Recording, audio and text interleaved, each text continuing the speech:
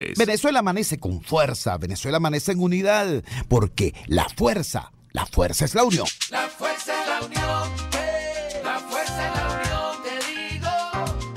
Venga toda Venezuela a organizarse. La fuerza es la unión, la fuerza es la unión. Y a poner tu granito de arena, dale por Venezuela. Actívate, en la unión está la fuerza. Por eso te digo que la fuerza es la unión.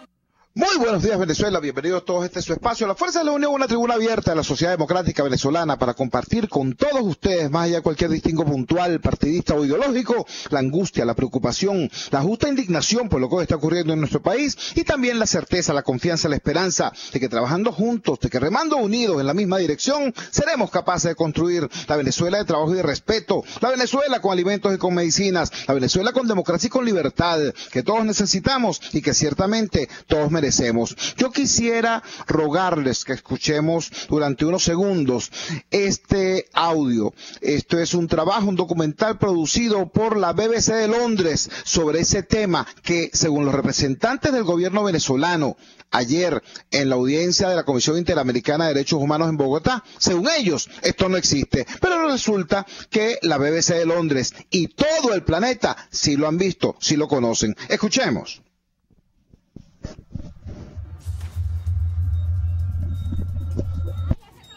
Hoy voy al supermercado en Venezuela. Pero mientras más me acerco, empiezo a escuchar estos gritos.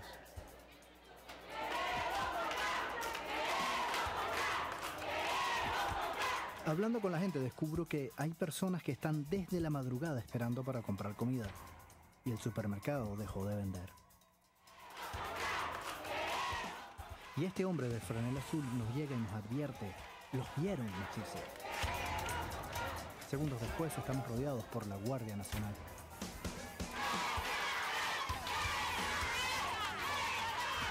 Nos obligan a dejar de grabar, pero seguimos grabando el audio. Agarra el video y elimínelo, por favor. Vamos allá para comando y vamos a pasar una larga noche. Bienvenido a mi país, Venezuela. Un país de colas para comprar comida, que el gobierno no quiere que se graben, y donde una simple visita al supermercado puede terminar en un disturbio.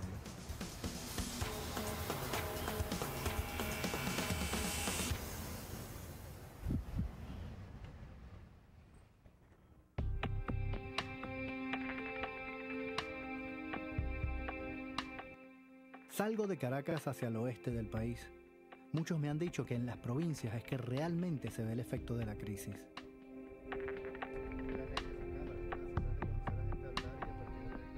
No pasó mucho tiempo en el camino cuando me encuentro con esto. Gente protestando por la falta de comida. Buenos días. Nadie me llamó. Ah, denos su número porque esto es importante. Vámonos. ¿Y por qué estamos protestando? ¿Qué pasa aquí?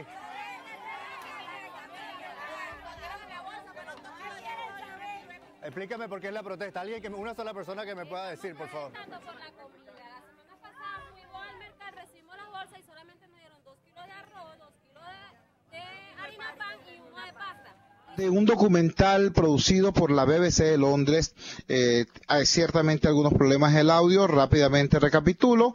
El periodista va a un supermercado y se encuentra con colas y tumulto, y un individuo que sale y le dice: aquí no puedes grabar porque te va a caer la Guardia Nacional. Sale en efecto del lugar, pero no puede dejar de grabar la cola inmensa de la gente haciendo cola para constatar que dentro del mercado no hay nada. Ese es el comentario que hace el periodista de la BBC de Londres.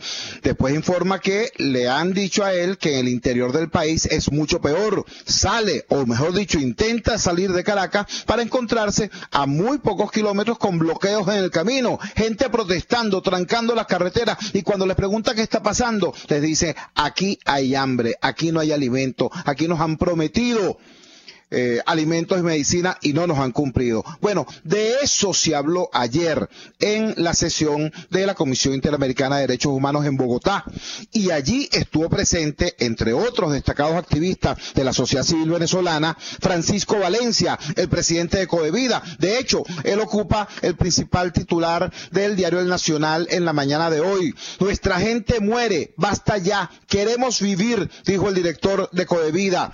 Comisión Interamericana de Derechos Humanos exige a Nicolás Maduro aceptar la ayuda humanitaria. Tenemos en línea a Francisco Valencia, el director de Codevida. Francisco, gracias por atender nuestra llamada madrugadora. ¿Qué pasó en Bogotá? Comparte eso, por favor, con la audiencia de Radio Caracas Radio. Te escuchamos.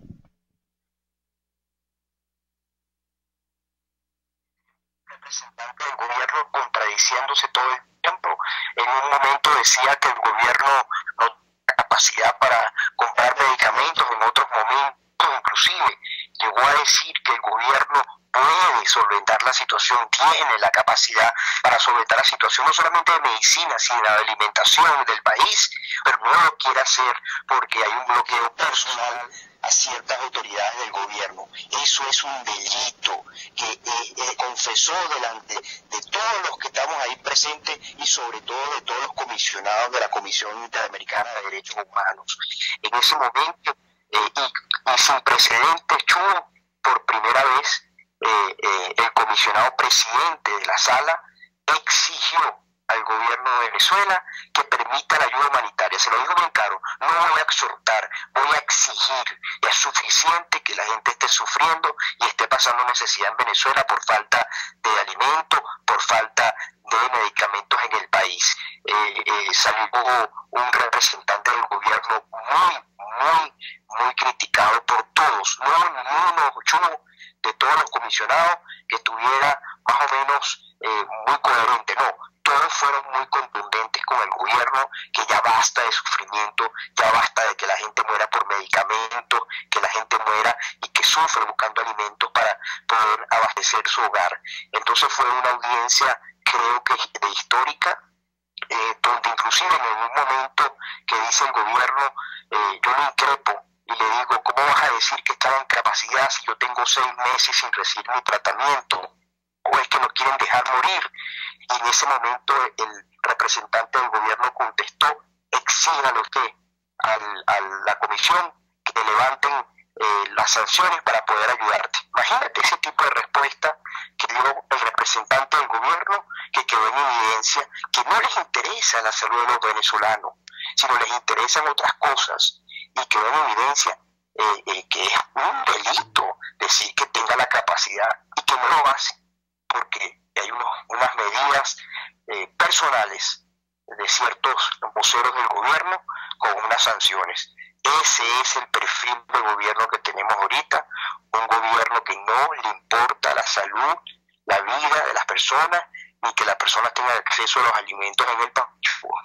Estamos conversando con Francisco Valencia, a quien yo quiero agradecer particularmente porque recuerden, él está en Bogotá en la sesión de la Comisión Interamericana de Derechos Humanos sobre el tema de los derechos humanos, la vigencia de los derechos humanos en Venezuela, y él tiene 1 hora de diferencia. Es decir, si nosotros estamos madrugando acá, él está madrugando con mucho más rigor todavía. Él está más o menos allá, serán las 4:30 de la mañana allá. Francisco, déjame ver si entiendo. Lo que tú nos estás exponiendo es que la manera como los representantes del gobierno ventilan estos problemas en el exterior es manejando a la población venezolana como que si fuéramos rehenes. Pregunto, ¿es correcto interpretar de lo que nos informas que a los requerimientos de los venezolanos, bien sean sociales o económicos, como están haciendo ustedes en Bogotá, es decir, requiriendo alimentos o medicinas para los venezolanos, o a los requerimientos de naturaleza política, como cuando estaban los representantes de la oposición política en República Dominicana exigiendo elecciones libres? La respuesta del gobierno en uno u otro caso es, bueno, hablen ustedes y logren que nos quiten las sanciones a nosotros para que entonces esto se pueda producir. Eso es lo que debemos entender. Eso es lo que está haciendo el gobierno en el exterior en este momento, poniendo el sufrimiento de los venezolanos y los derechos de los venezolanos como rehenes del problema particular que tienen ellos, que son las sanciones de que han sido objeto.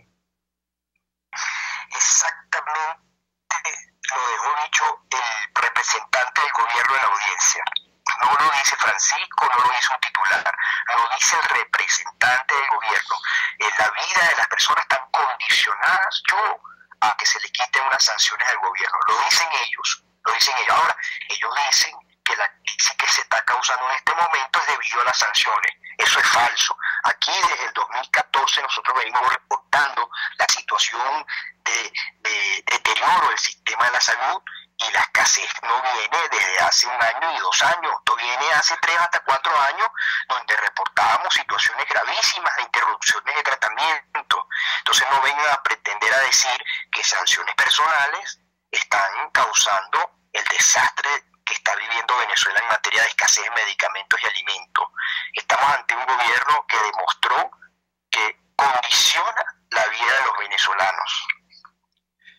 Francisco, te agradecemos profundamente el que hayas compartido con nosotros en esta madrugada lo que ha sido hasta ahora la marcha de esta sesión de la Comisión Interamericana de Derechos Humanos. Una vez más, entonces, es censurado, es amonestado, es condenado incluso el gobierno venezolano por no cumplir con las responsabilidades que tiene todo Estado y todo gobierno ante sus ciudadanos. La garantía de los derechos fundamentales a la alimentación, a la salud, es decir, al derecho a la vida. Ahora bien, todo el mundo en Venezuela sabe que esto no tiene solución si no hay un cambio de modelo, un cambio de sistema, un cambio de gobierno, por supuesto. Y a propósito de ese segundo tema, que es también otro de los principales titulares que ocupan los rotativos en la mañana de hoy, queremos conversar con el politólogo Luis Salamanca. Ayer se inscribe el señor Nicolás Maduro Moros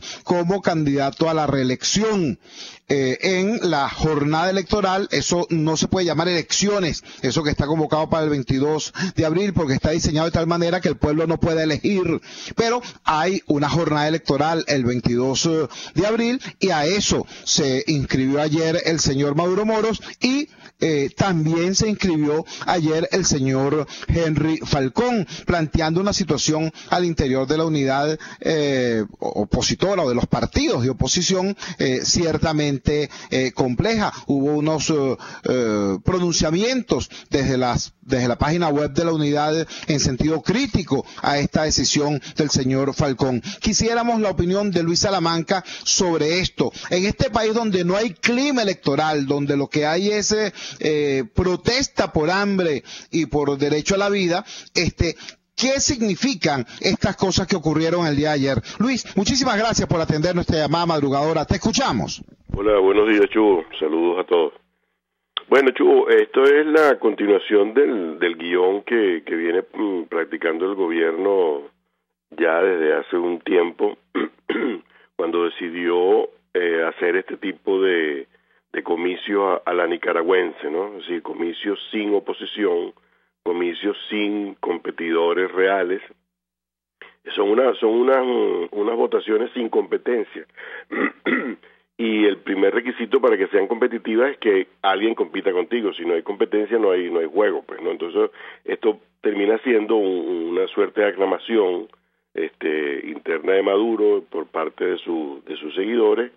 Y es bien lamentable porque Maduro es el mandatario más rechazado en la historia venezolana. Tiene un nivel de imagen negativa, bueno, del 70-80%.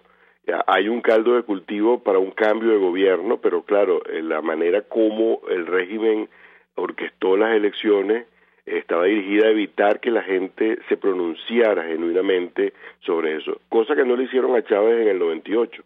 En el 98 había un clima no igual, pero con algunos elementos de crisis y tal. Aquella situación era un paraíso comparado con esto, ¿no? Y a Chávez se le permitió participar y que la gente se expresara.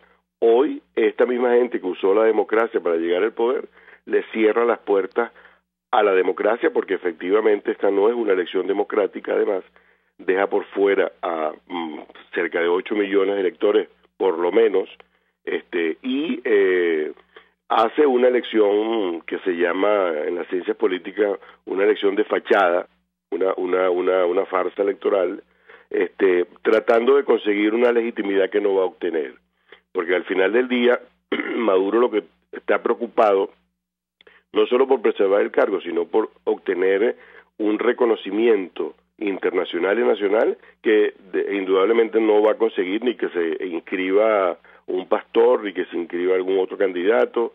La candidatura de Falcón obedece a que Falcón cree que él puede pescar en ese mercado de votantes opositores, puede pescar una cantidad de votos para ganar. No creo que eso vaya a ocurrir, porque ningún candidato que vaya sin el apoyo unitario de la mesa de la unidad puede obtener un resultado significativo frente a Maduro. Solo un candidato apoyado por la mesa de la unidad podría ganarle a Maduro incluso, y tiene todas las posibilidades de ganarle, pero ese candidato no existe. Entonces, bueno, se trata de ver qué suerte tengo en ese mercado. Con eso rompe la estrategia unitaria, con eso envía un mensaje de confusión a electores que por otra parte quieren votar, que están desesperados por usar su voto para cambiar de gobierno, que ese es un riesgo que tiene la mesa al dar este paso. Bueno, hay que ver cuánta gente desesperada por salir de Maduro de repente va y vota por alguno de los otros candidatos, ¿no? Conversando con el politólogo Luis Salamanca, autor de numerosos estudios sobre precisamente ese tema, la conducta electoral del venezolano.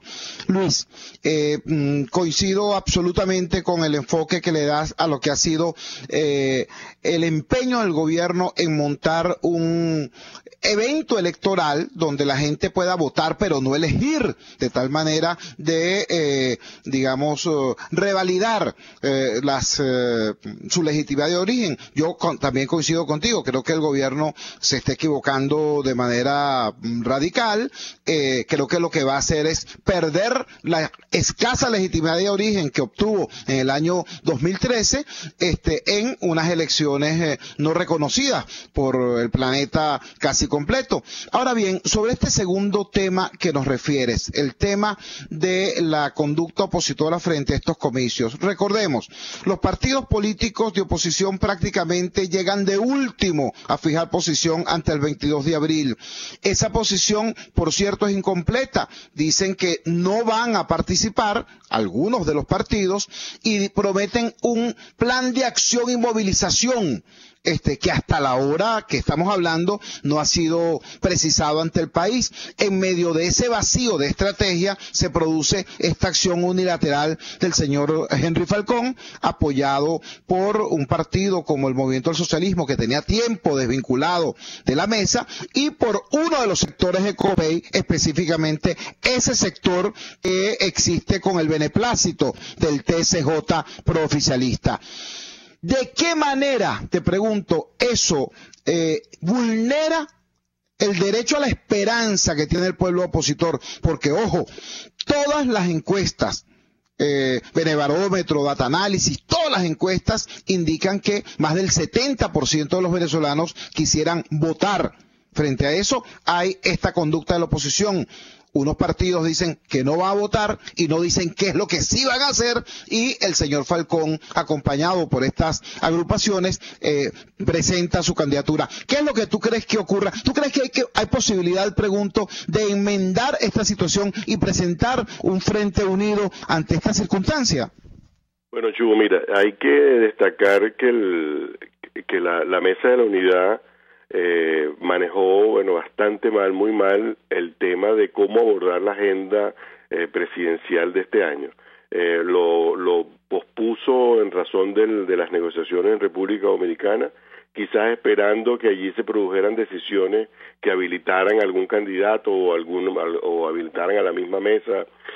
Lo cierto es que perdió todo ese tiempo para al final sacar una decisión un poco tímida, temerosa, unitaria o casi totalmente unitaria, diciendo que no va a las elecciones y que va a construir un frente por la recuperación democrática, ¿no? Yo creo que llegar a darse cuenta de que hay que construir un frente unos días antes de una elección o de una fecha que está propuesta, yo creo que es una expresión de de falta de planificación, de falta de atención a tu agenda interna. Y entonces la gran pregunta que uno se hace, bueno, ¿cómo se come ese frente? O sea, ¿cómo se construye eso? No es mala idea, pero no es tampoco una idea que sea fácil de implementar, porque ¿con qué lo vas a hacer? ¿Con quién lo vas a hacer? Son los mismos partidos que se dividieron durante todo este tiempo y que no pudieron tener un enfoque político común, salvo en lo electoral, pero recuerda que en este tipo de régimen autoritario hay que tener una doble lucha, una lucha electoral y una lucha política, porque tú luchas por los cargos, pero también luchas por buscar el cambio político del régimen, ¿no? Entonces, a mí me cuesta un poco entender esto del frente, no sé cómo lo van a hacer, me suena un poco a la Coordinadora Democrática,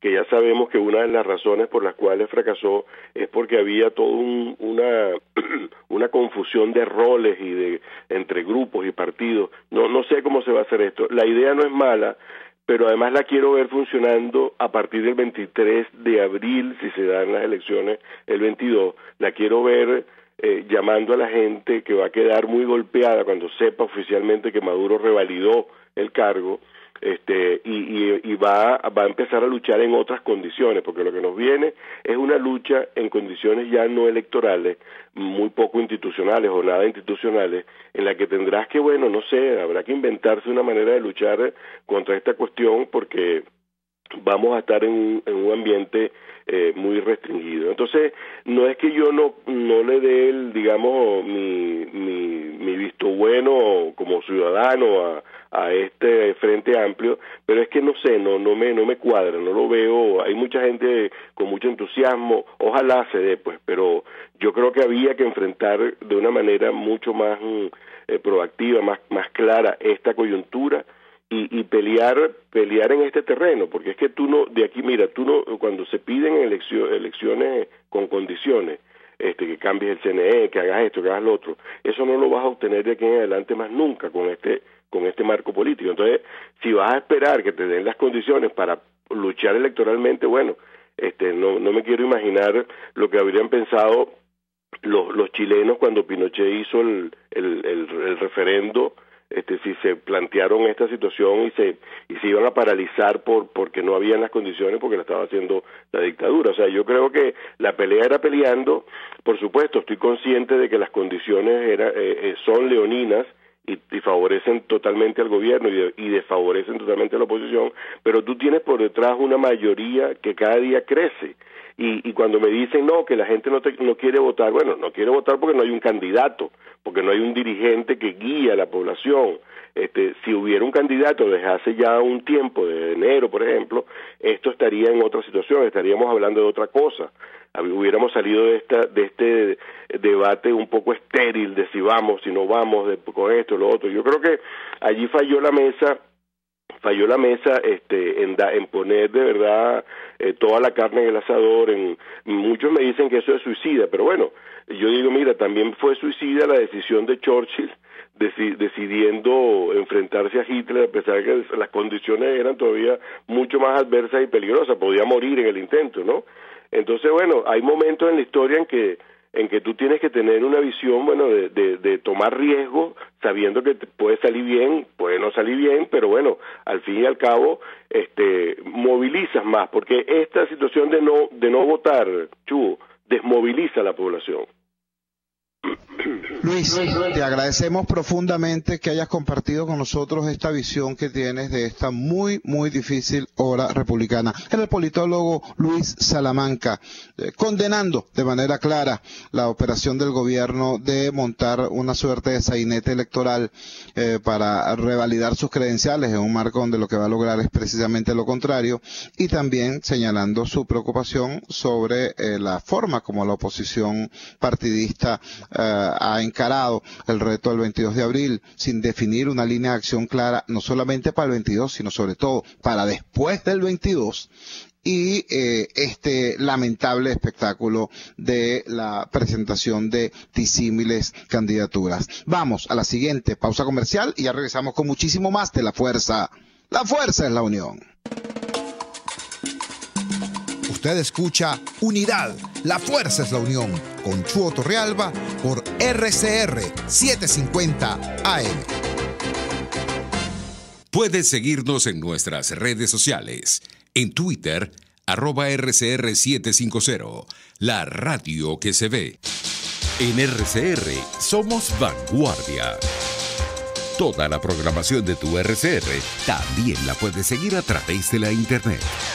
Audio y video en tiempo real, noticias y mucho más. No te pierdas ni un segundo de nuestra programación. No hay excusa ni cadena que valga para que dejes de escucharnos. Ingresa a rcr.tv, la radio que se ve. Cómo prevenir enfermedades, cómo actuar en casos de emergencias médicas, cómo mantener una buena calidad de vida. Todas estas interrogantes tienen su respuesta en RCR Salud. Todos los domingos, con el Dr. José Eduardo Troconis, comparte con nuestros oyentes notas de bienestar físico, salud mental y social para el buen desarrollo del ser humano. RCR Salud, todos los domingos a las 10 de la mañana. Por RCR. Opinión, ideas en debate. Usted escucha a Chuo Torrealba en Unidad, la fuerza es la unión, por RCR. Regresamos a La Fuerza es la Unión. Cada vez que escuchamos a los señores del oficialismo diciendo, no, pero es que aquí no hay ninguna crisis humanitaria, aquí tenemos cómo comprar los medicamentos y los alimentos que hacen falta, lo que ocurre es que no nos dejan. Trump no nos deja, ¿no? Palabras más, palabras menos, ese es el discurso oficialista, y luego piden, exigen, chantajean a la oposición diciendo, pidan ustedes en el exterior que nos quiten las sanciones para que eso pueda llegar. Ahora, resulta que eso no es tan cierto, porque ¿con qué paga Venezuela? Con el dinero del petróleo. ¿Qué está pasando con el petróleo? Bueno, no solamente que los precios ya no están al alza como en otros momentos, sino que la capacidad productiva de PDVSA se deteriora de manera acelerada, no solamente por falta de mantenimiento, no solamente por detalles o problemas técnicos, sino además porque nuestra empresa está siendo saqueada en lo más valioso.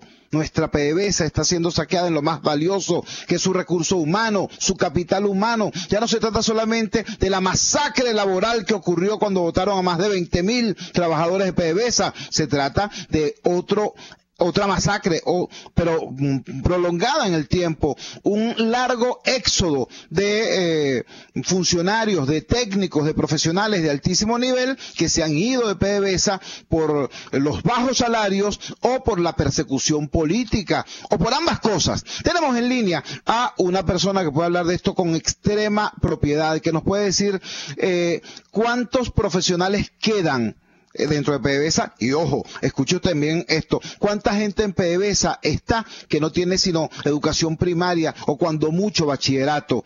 Esa persona que tiene esos datos es Iván Freites, dirigente sindical en PDVSA, y bueno, una de las personas que se ha jugado la libertad y la vida en esta cruzada en defensa de nuestra industria petrolera. Iván, gracias por atender nuestra llamada madrugadora. Háblanos de esto, de la sangría humana que le han aplicado a nuestra principal industria. Te escuchamos. Buenos días, Chuo. Placer estar con ustedes nuevamente. Sí, Chuo, a partir del 2002 empezó en PDVSA una masacre laboral nunca antes vista en una empresa de este tipo. Hubo más de 20.000 despedidos en el paro del 2002.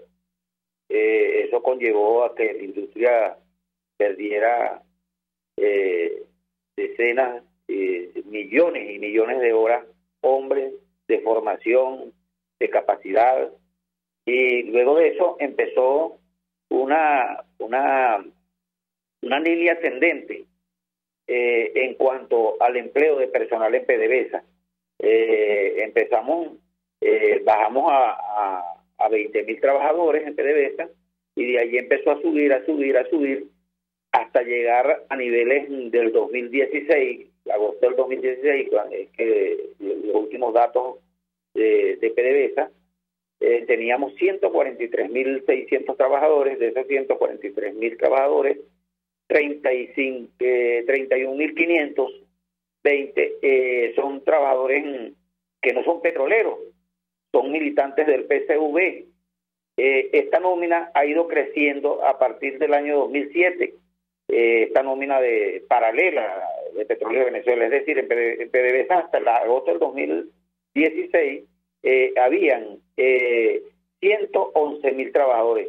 De esos 111.000, en el 2014 eran 116.000 y empiezan a bajar el número de empleados en PDVSA hasta llegar a niveles de que de enero del año pasado a esta fecha han renunciado más de 25.000 trabajadores. Solo en enero sobrepasó la línea de los 10.000 trabajadores solo en enero del 2018. Estoy hablando de enero 2017, enero 2018. Y solo en enero del 2018 10.000 trabajadores renunciaron a PDVSA. ¿Cuáles son las causas principales?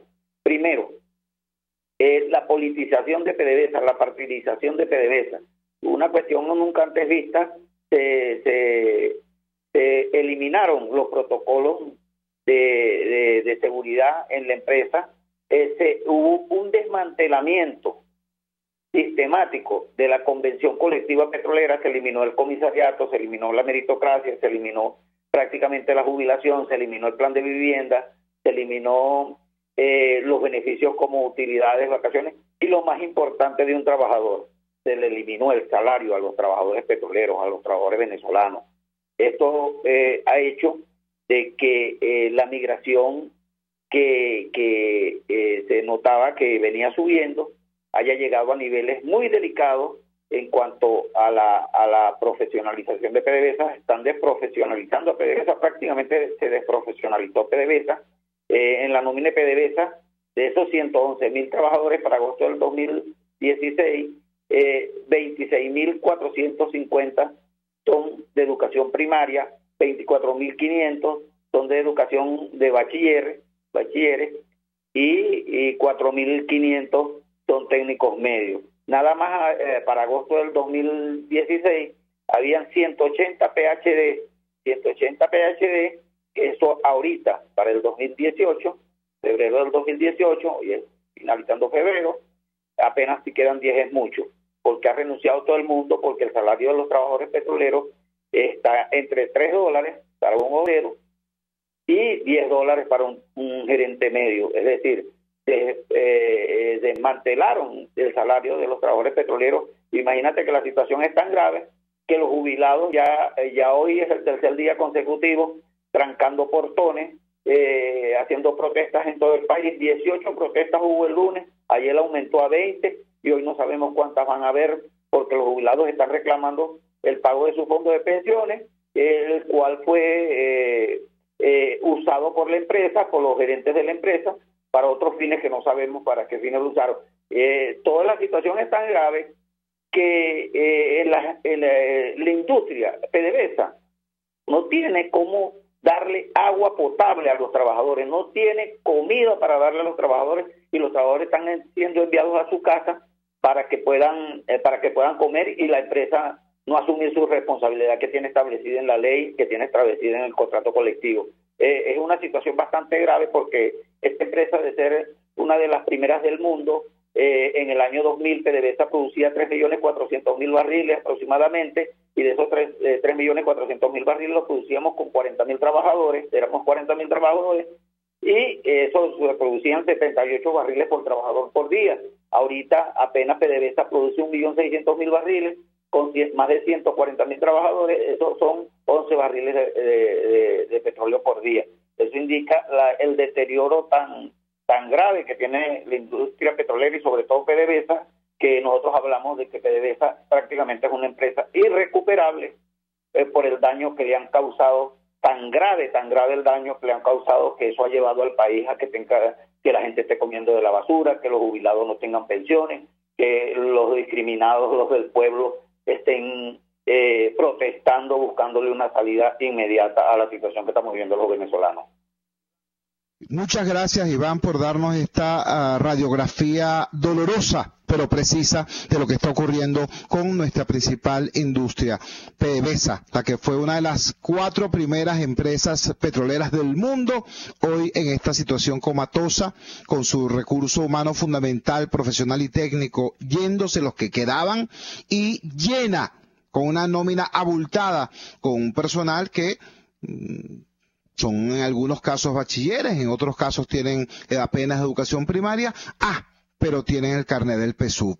¿Cómo se resuelve eso? No es simplemente una medida gerencial, no es simplemente una medida administrativa. Tiene que haber un gran acuerdo nacional, no solamente para cambiar de gobierno, sino para reconstruir el país. Hoy va a haber un evento muy importante en la Sala Francisco de Miranda de la Universidad Central de Venezuela sobre ese punto, sobre ese tema. Y para que nos hable de eso tenemos en línea a la profesora Eglé González Lobato. Ella es doctora en Ciencias, mención Derecho, catedrática de la Universidad Central de Venezuela y es directora del Proyecto Entendimiento Nacional y de la Cátedra Libre Democracia y Elecciones. Eglé, muchísimas gracias por atender nuestra llamada madrugadora.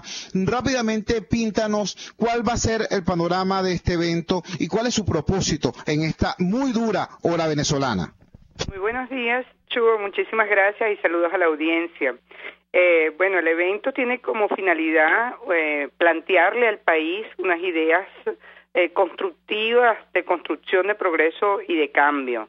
Esto es producto de un trabajo que un equipo que se lanzó desde la Universidad Central de Venezuela, pero que está conformado con otros representantes de otros sectores y que tiene una finalidad no solo de corte académico, sino de proposiciones. Hemos discutido líneas de políticas públicas para enfrentar esta crisis, producir reformas en beneficio de la mayoría.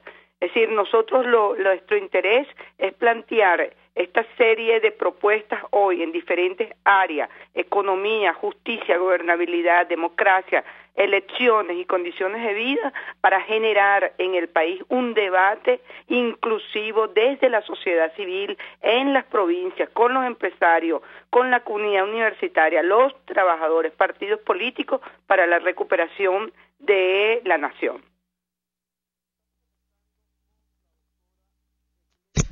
González Lobato. Ella es directora del proyecto Entendimiento Nacional. Eglé, las conclusiones de este evento, entiendo que hoy se va a presentar, como nos acabas de decir, el resultado de un trabajo que se viene realizando desde hace semanas, desde hace meses. Esas conclusiones o esos avances van a ser presentados ante los que algunos llaman los tomadores de decisiones, los jefes políticos, las personas que en razón de los cargos que ostentan debieran ser quienes estuvieran presentándole al país un proyecto de cambio. Sí, digamos, esta primera etapa, digamos, entre 8 meses, un año, donde hemos estado trabajando y donde hemos visitado ciertos estados, hemos recorrido, digamos, los diferentes sectores, buscando empresarios, buscando economistas, en todo esto que ya dije. Nos hemos dedicado a esa discusión para presentar hoy una propuesta para empezar a trabajar sobre estos puntos, para decirle al venezolano: mira, hay oportunidad en este país, nosotros podemos construir juntos este país. Este país en este momento, yo creo que aquí nadie ha dormido bien estos días pensando cuál va a ser la decisión que se va a tomar desde los partidos políticos y cuál es la propuesta para la sociedad. Y la sociedad apolítica siempre no puede quedarse esperando solamente los tiempos de los políticos, y decidimos entonces que nosotros tenemos que trabajar por unas propuestas de país, porque lo peor que nos puede pasar es quedarnos paralizados, en shock, esperando que otros nos digan exactamente qué es lo que debemos hacer. Yo creo que la sociedad se tiene que constituir en un segundo frente, en una segunda línea de fuego para trabajar por el país. La diáspora es un problema que nadie lo controla, y lo que no es que este país va a decirte, bueno, el salvador de la patria, pero por lo menos estamos trabajando para animar a la gente a sumarse al proyecto, a los partidos políticos que tienen una gran responsabilidad en este momento, sea del gobierno, sea de la oposición o del sitio donde se quiera colocar, tiene la gran responsabilidad de plantearle a la sociedad salidas a esta crisis y sobre todo, entre todos, ayudar a los más vulnerables, que son los que más sufren este golpe de la crisis tan fuerte que tenemos. Muchísimas gracias, Eglé. Era la doctora Eglé González Lobato, quien es coordinadora del Proyecto Entendimiento, un grupo de venezolanos que se han dado la tarea de construir, de articular conocimientos y propuestas para formular un proyecto de reconstrucción nacional. Hoy, miércoles 28, 9 de la mañana, Sala Francisco Miranda, Universidad Central de Venezuela. Esa es la invitación. Vamos a la siguiente pausa comercial y ya regresamos con muchísimo más de La Fuerza. La Fuerza es la unión. Les estamos presentando Unidad, la fuerza es la unión, solo por RCR 750 AM. En la Gran Feria Santo Cristo de la Grita consigues la mayor variedad de hortalizas, verduras y frutas frescas al mejor precio de Caracas y puedes pagar con punto de venta o efectivo. Prueba y comprueba. Lo que buscas lo tienes los viernes y sábados en la urbanización Santa Mónica, Avenida Francisco Pimentel, al lado de la Casa Comunal. Gran Feria Santo Cristo de la Grita, economía y calidad. RCR 750 AM, porque lo bueno une.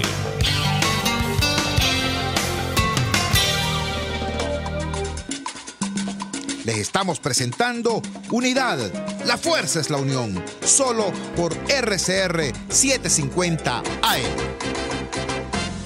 Regresamos a La Fuerza es la Unión. Ya desmantelamos una parte de la mentira oficialista. El gobierno dice, no, tenemos con qué pagarle los alimentos y las medicinas a todo el mundo. Lo que pasa es que los barcos no pueden llegar a Venezuela porque Trump no los deja. Acabamos de escuchar de la voz de Iván Freites cómo el recurso que tenemos para pagar ha sido desmantelado, destruido. PDVSA ha sido descapitalizada por el gobierno. No solamente le hicieron quebrar, como reconoció Tarek William Saab, no solamente quebraron a PDVSA desde el punto de vista contable, sino que la han destruido desde el punto de vista humano. Pero hay una información tan grave o más grave aún que esa. Imaginemos por un instante que en efecto se produjo una solución mágica, alguien agitó una varita mágica y los barcos que supuestamente estarían dispuestos a venir a Venezuela a traer alimentos y medicinas, llegan a nuestro país. Pues resulta que gente muy seria que ha estado estudiando estos problemas nos dicen, aun si eso ocurriera, tendríamos una severa complejidad, una severa complicación, porque resulta que nuestro país, desgraciadamente, ha sido destruido también en su capacidad de descarga, almacenaje y movilización de esas mercancías. Todo lo que tiene que ver con el tema de los puertos, con el tema de del almacenamiento, de la capacidad de almacenamiento y de la distribución, sobre todo lo que tiene que ver con la cadena de frío, ha sido severamente golpeado por este proceso, el proceso de destrucción nacional que está en marcha desde hace 18 años. Tenemos en línea a Edison Arciniegas, un joven investigador venezolano que además desde una organización no gubernamental, Ciudadanía en Acción, nos ha realizado esta labor de investigación, de detección de problemas y también de construcción de propuestas. Edison, gracias por atender nuestra llamada madrugadora. Háblanos de ese tema que es un tema crucial para la vida de los venezolanos. Buenos días, Chu. Mira, el tema de la capacidad portuaria es un tema bastante grave. En primer lugar, porque los puertos venezolanos presentan una obsolescencia importante. En el mundo, el grueso de las cargas se movilizan en barcos de más de 50.000 toneladas. De hecho, el grueso de las cargas en verdad se mueven en barcos de más de 100.000 toneladas. Pero en el caso de los puertos venezolanos solo pueden recibir barcos de 30.000 toneladas, es decir, menos de un tercio de lo que el grueso de la carga mundial tiene como promedio de movilización. Esto genera que el país dependa de hacer transbordos en sus cargas en 4 puntos en el mundo: Panamá, Kingston, Tampa y el puerto de Cartagena, lo cual encarece entre 11 y 15% los costos de los fretes en Venezuela. Si mañana, por ejemplo, la Argentina decide donarle a Venezuela un barco granero cargado de trigo o cargado de maíz o cargado de soya, tenemos que mandar ese barco a Kingston y en Kingston contratar unos barcos más pequeños que se llaman feeders, que son de 30.000 toneladas para poderlo traer a Puerto Cabello. Barcos que, por cierto, producto de la obsolescencia, cada día son más escasos porque no se fabrican, porque tienen muchos años de existencia y que tienen graves problemas de funcionamiento por lo general. Ahora, tenemos otro segundo problema, y es que nuestros puertos no solo es que tienen problemas para manejo de tonelaje, sino que a su vez no tienen capacidad para descarga de granos, de polvos, de fluidos. Es decir, nosotros no podemos sacar de nuestros barcos graneros, de esos barcos de 30.000 toneladas, directo a silo, o supongamos que traemos melaza, no podemos sacarla directo a silo porque no tenemos los sistemas. Los teníamos, pero se dañaron por falta de mantenimiento. Esa capacidad se deterioró, se mermó. Tenemos que descargar directo en camión. Y todo el que sepa de capacidad de cadena logística se va a dar cuenta lo complicado que es descargar directo en camión 30.000 toneladas de algún producto, cuando un camión lo máximo que te podría estar cargando son unas 10, 15, 20, 30 toneladas como mucho. ¿Cuántos camiones necesitas? 1.000. Imagínate toda la cola de camiones, de 1.000 camiones, para poder llenar 30.000 toneladas de maíz, por ejemplo. Entonces tienes una segunda complicación logística, la descarga, porque no tenemos almacenamiento. La tercera complicación logística que tenemos es que no tenemos los sistemas de grúa funcionales. Dependemos de las propias grúas de los barcos. No podemos traer un barco de alta densidad de contenedores porque no tenemos las grúas arañas.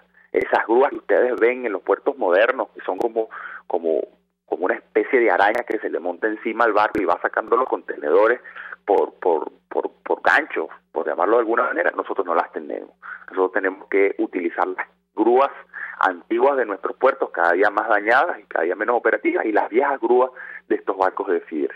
Ahora, eso hay que agregarle que nuestra capacidad de frío también está mermada y que no tenemos frío en los puertos. Por lo tanto, si nosotros traemos algún producto proteico animal como carne, pollo, embutido, es muy riesgoso porque tendríamos que también descargarlo directo a camiones refrigerados, que tampoco tenemos buena capacidad de camiones refrigerados. En otras palabras, el país tiene un grave problema porque es un país que en los últimos años se ha hecho cada día más dependiente de las importaciones porque los campos no están produciendo. Y su agroindustria sigue teniendo una gran capacidad de procesamiento, pero solo puede alimentarse de las importaciones, pero las importaciones por complicaciones portuarias no pueden llegar en los volúmenes concretos. Hay un tema concreto que nosotros queremos alertar. En los últimos 2 meses han estado llegando a los puertos venezolanos solo un barco cada 15 días. Uno a Puerto Cabello, uno a La Guaira, 15.000 toneladas. Supongamos que son barcos de 30.000 toneladas, supongamos que entran 30.000 toneladas nada más de alimentos, por cada uno de eso haría un total de 120.000 toneladas de alimentos en un país que necesita para abastecerse y tener equilibrio nutricional 1.200.000 toneladas. Si el campo no está produciendo y las importaciones de alimentos, supongamos que fuesen 120.000 toneladas mensuales, evidentemente el país tiene un grave problema porque solo estaría entrando por importación el 10% de lo que requerimos. Entonces nosotros queremos, en primer lugar, alertar que esa situación está sucediendo. En segundo lugar, decir que esa situación proyecta un agravamiento de la terrible tendencia de desabastecimiento, de paralización de nuestra capacidad productiva agroindustrial y los efectos directos de esto sobre la gente, que son el problema del anaquel y el problema de la desnutrición, que vale decir que Caritas ya proyectaba que estamos en 16,8% de desnutrición aguda entre los niños menores de 4 años. Esos son más o menos 280.000 niños. Y si hacemos una inferencia extendida es 1.200.000. Y si hacemos otra inferencia extendida entre la población media son 8 millones que están en situación media, para 9.200.000 venezolanos afectados o por desnutrición aguda avanzada o por desnutrición aguda media. Y eso tiene mucho que ver si hay alimentos o no hay. Esto es un tema ya de inventario. Entonces, ¿cómo se resuelve eso? En primera instancia con que las importaciones fluyan. Entonces, queremos sugerirle al Estado venezolano que priorice la recuperación de la capacidad portuaria. Lo primero es que busquemos modernizar los puertos para que puedan manejar barcos de al menos 100.000 toneladas. Eso nos ahorraría 11% de las cargas. No puede ser que un país con las dificultades financieras como Venezuela tenga que estar pagando esos costos onerosos de tener que utilizar los puertos de otro país para hacer transbordos de las cargas que podrían llegar directamente acá. Lo segundo es mejorar los sistemas de descarga. Tenemos que tener sistemas de descarga modernos, porque por ejemplo lo que pasó con los barcos del CLAP, llegaron 15.000 contenedores. Si lo hubieran mandado al puerto de Cartagena, el puerto de Cartagena no hubiera tardado ni 2 días, nosotros tardamos casi 20 días, más de 20 días en descargarlo. Tenemos problemas de la capacidad y tenemos problemas de los tiempos de descarga. Lo tercero que necesitamos es recuperar nuestra capacidad de almacenamiento.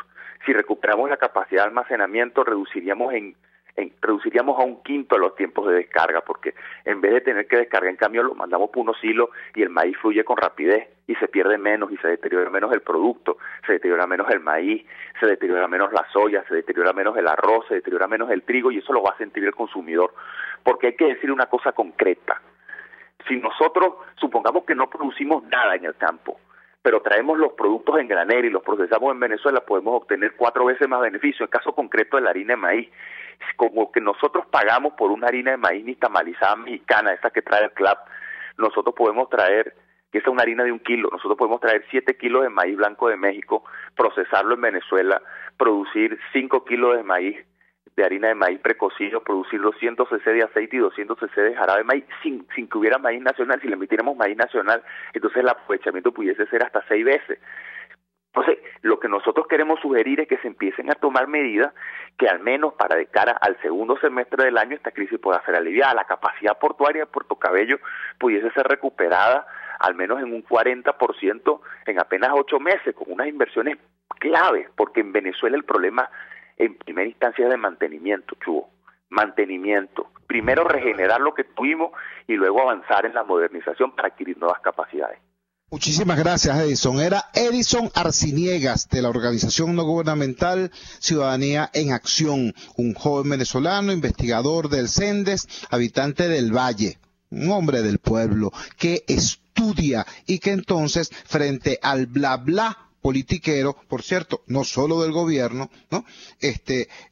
Plantea argumentos con esta densidad. Yo quiero recordarle a todo el mundo cómo hace años, hace aproximadamente 7, 8 años, fue precisamente desde el radar de los barrios un joven dirigente popular llamado Carlos Teixeira, quien denunció que se estaban desnacionalizando los puertos en nuestro país. Sí, se había creado una empresa 51% venezolano y 49% cubana, llamada Bolivariana de Puertos. Una cosa escandalosa, darle el control de nuestros puertos a los cubanos. Los cubanos no tenían comercio internacional con nadie. En Cuba se estibaban los barcos a hombro, con caleteros. Entonces vinieron estas personas supuestamente a manejar los puertos venezolanos. Luego, por cierto, la estructura interna de Bolivariana de Puertos la modificaron para hacerla supuestamente venezolana, una vez que habían ya prácticamente destruido y condenado a la obsolescencia a nuestros puertos. Ese es el detalle que nos da hoy Edison Arciniegas. Muchísimas gracias a este investigador venezolano, este activista de la sociedad civil. Vamos a la siguiente pausa comercial y ya regresamos con muchísimo más de La Fuerza. La fuerza es la unión. Les estamos presentando Unidad. La fuerza es la unión. Solo por RCR 750 AM. Dicen que la moda es pasajera y evolutiva, pero también es cierto que el estilo, moda y elegancia se cultiva y permanece en el tiempo. Por esto, las damas de buen vestir en ropa casual siempre van a Lenel Shop, donde siempre te ofrecen moda y calidad al mejor precio del mercado. Acércate al local 153 en planta baja del Centro de Compras Merpo Este, en Chacao, entre las calles Pantín y Los Ángeles. Lenel Shop es moda y algo más. Es moda y algo más. ¿Quieres enviar tus obras a otros países y no sabes cómo? En Ávila Gallery nos ocupamos del evalúo, embalaje y la asesoría correspondiente que necesitas. Ya contamos con representantes en Miami, Panamá, República Dominicana, Costa Rica, Madrid, Tokio y seguimos creciendo. Síguenos en Instagram por ART Ávila Gallery o llámanos al 0414-127-4060. Ávila Gallery, tu centro de arte moderno. Es el momento de consultar a un urólogo. Los doctores Nelson Medero y Arturo Medero de la Unidad Urológica Integral Urodermi tienen la solución. Cuentan con la más avanzada tecnología en robótica y otras técnicas en cirugía mínima invasiva. Piso 1 de la Policlínica Metropolitana, 985-1768. Urodermi, Unidad Urológica Integral. Amanece con la fuerza de un país que quiere cambio. Chuo Torrealba está al aire en Unidad. La fuerza es la unión. 482-9750 y @Chuo Torrealba por RCR. Regresamos a la Fuerza de la Unión con el tiempo justo para despedirnos y para agradecer vivamente el tener a venezolanos trabajando y haciendo bien lo que hay que hacer. Cuando yo escucho, tengo que decirlo, cuando yo escucho a Edison Arciniegas, cuando escucho a Francisco Valencia, cuando escucho a Iván Freites, cuando escucho a gente como Eglé González Lobato o gente como Luis Salamanca, digo, caramba, ojalá ese rigor, esa seriedad, ese nivel de precisión lo tuviesen quienes son los llamados tomadores de decisiones en este país. Por cierto, no solamente en el lado del gobierno, también en el lado de la oposición. Yo me felicito y nos felicito como país porque aquí hay ciudadanos y hay sociedad civil y hay grupos de personas que están haciendo, repito, lo que hay que hacer. Lo que tenemos que hacer es unirnos, lo que tenemos que hacer es coordinarnos, lo que tenemos que hacer es apoyarnos mutuamente y avanzar. Y de esa manera, en vez de quejarnos de lo que no hacen otros, poner a esos otros a trabajar en esa dinámica también de seriedad y de amor por Venezuela que tanta falta nos hace. Trabajamos para ustedes en la dirección general de la emisora, Jaime Nestares, en la producción de este espacio estuvo Zaida Castillo al frente de los controles, estuvo César Arteaga, habló para ustedes su amigo, comunicador popular, activista social, ciudadano en lucha por la democracia y por la libertad, Jesús Chuo Torrealba. Ahora más que nunca, fuerza Venezuela, porque la fuerza es la unión. RCR presentó Unidad. La fuerza es la unión, con Chuo Torrealba, solo por RCR 750 AM.